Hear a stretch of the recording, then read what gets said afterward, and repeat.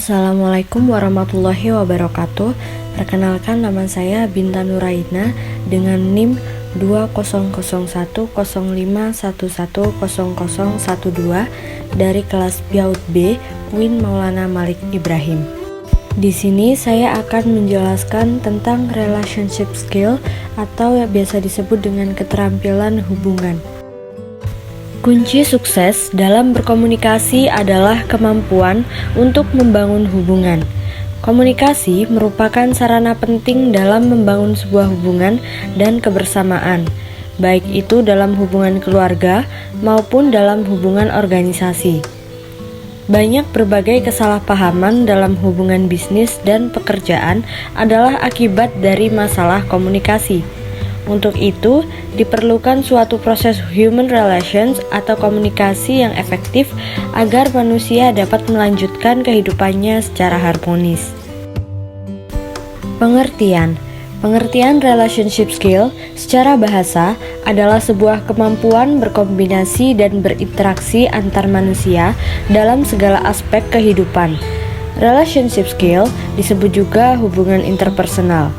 Pada prinsipnya, relationship skill adalah sebuah keterampilan mengerti, memahami, mengomunikasikan, dan membangun hubungan dengan orang lain dalam setiap kegiatan, khususnya dalam organisasi. Relationship skill juga dapat diartikan sebagai kegiatan untuk menjalin hubungan yang ditujukan untuk memenuhi kebutuhan manusia, pemenuhan sosial dan psikologis agar manusia dapat bahagia dan mendapatkan pengakuan. Kemampuan untuk membangun hubungan interpersonal sangat penting untuk keberhasilan individu di semua bidang kehidupan, baik dalam kehidupan pribadi atau profesional di dunia bisnis. Apalagi di dalam suatu lembaga atau organisasi, human relationship skill sangat dibutuhkan. Tanpa hubungan interpersonal yang baik, manajer, pejabat publik, atau staf biasa akan mengalami kegagalan karena kesulitan dalam berkomunikasi dan memberikan pelayanan yang optimal.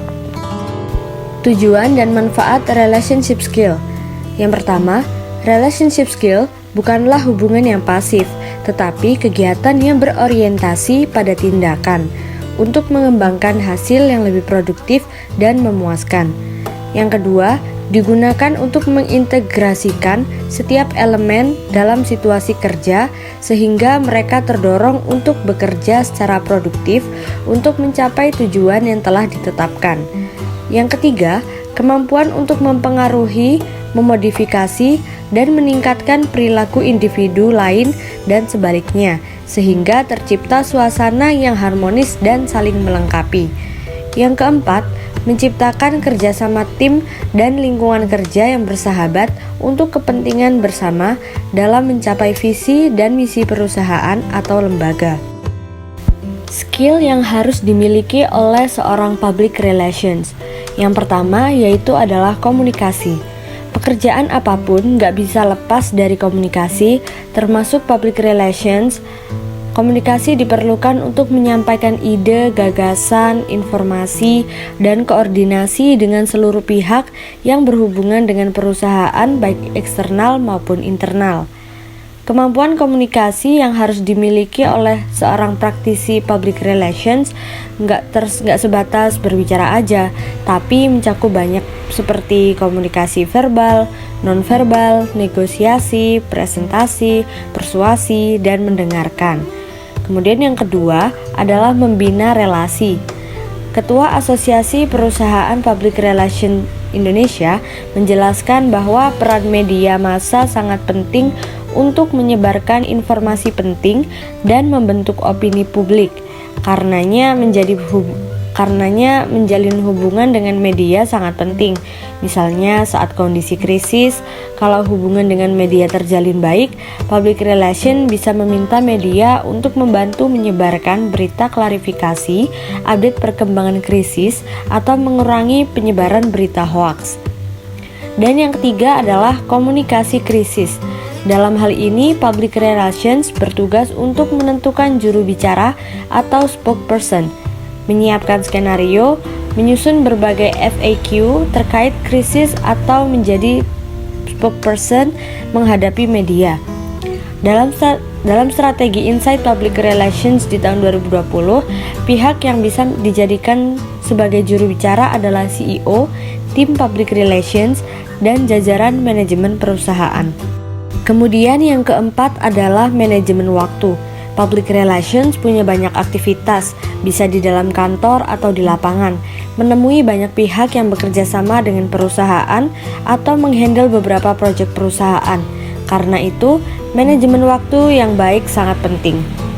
Selain agar semua pekerjaan terselesaikan dengan baik, tentu saja agar kita tidak cepat terkena burnout. Semua aktivitas yang dilakukan public relation berpengaruh terhadap citra perusahaan. Untuk meningkatkan manajemen waktu ini, ada berbagai cara yang bisa kita lakukan. Ya, yang sederhana aja, misalnya menyusun to-do list di malam hari, melakukan time blocking, dan menyusun urutan prioritas. Kemudian, yang kelima adalah menulis.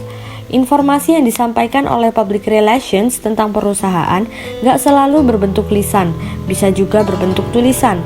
Peran public relation adalah memastikan pesan atau informasi tersebut sampai kepada audiens dengan penerimaan yang baik. Maksudnya, gak menimbulkan miskomunikasi atau salah persepsi. Jadi, audiens bisa menerima informasi sesuai dengan apa yang ingin perusahaan sampaikan. Untuk membuat tulisan yang demikian, kemampuan untuk menulis harus dimiliki seorang public relations.